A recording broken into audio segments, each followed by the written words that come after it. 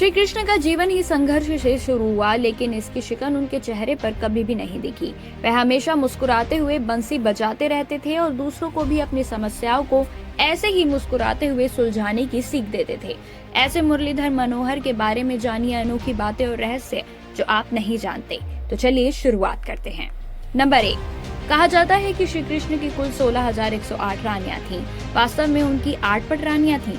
उनका नाम रुक्मणी, जम्बावती, सत्यभामा, कालिंदी, मित्रबिंदा, सत्या, भद्रा और लक्ष्मणा था। बाकी सभी को उन्होंने अपनी पत्नी का दर्जा दिया था, क्योंकि असुर भौमासुर ने उनका अपहरण कर लिया था। जब श्री कृष्ण ने उन्हें भौमासुर से मुक्त कराया तो वह कहने लगी कि अब हमें कोई स्वीकार नहीं करेगा, तो हम कहाँ जाएं?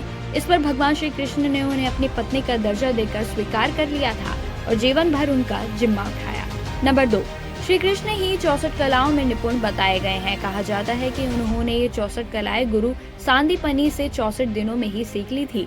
जब वे अपनी शिक्षा पूरी कर वापस लौट रहे थे, तब उन्होंने अपने गुरु सांदीपनी को गुरु दक्षिणा के रूप में उनके मृत बेटे को वापस लौटाया था।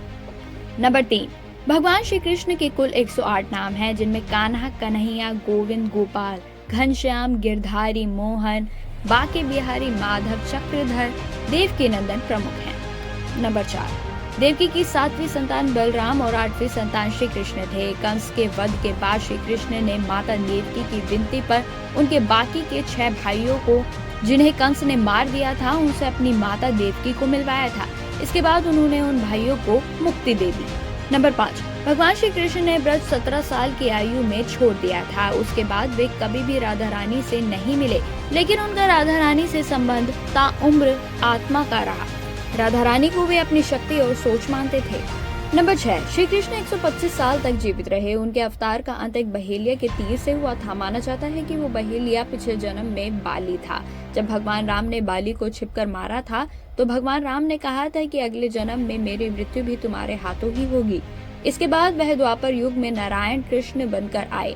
तो वह जब पेड़ के नीचे बैठे थे, तभी एक बहेलिया ने उनके पैर में बने एक निशान को चिड़िया समझकर तीर चलाया और वह तीर भगवान श्री कृष्ण के पैर में जा लगा और उसके बाद उन्होंने देह त्याग दिया। नंबर 7, भगवान श्री कृष्ण के परम धाम गमन के समय न तो उनके शरीर पर एक भी सफेद बाल था और न ही उनके शरीर पर कोई झुर्रियां थीं।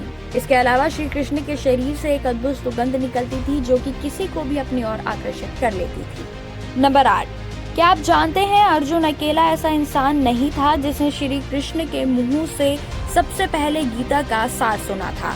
अर्जुन के साथ हनुमान जी और संजय ने भी गीता का सार सुना था।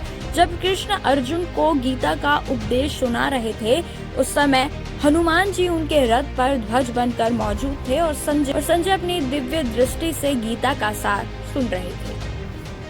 तो यह थी श्री कृष्ण से जुड़ी अद्भुत और रोचक बातें। इसी के साथ सभी बोलें जय श्री कृष्ण राधे।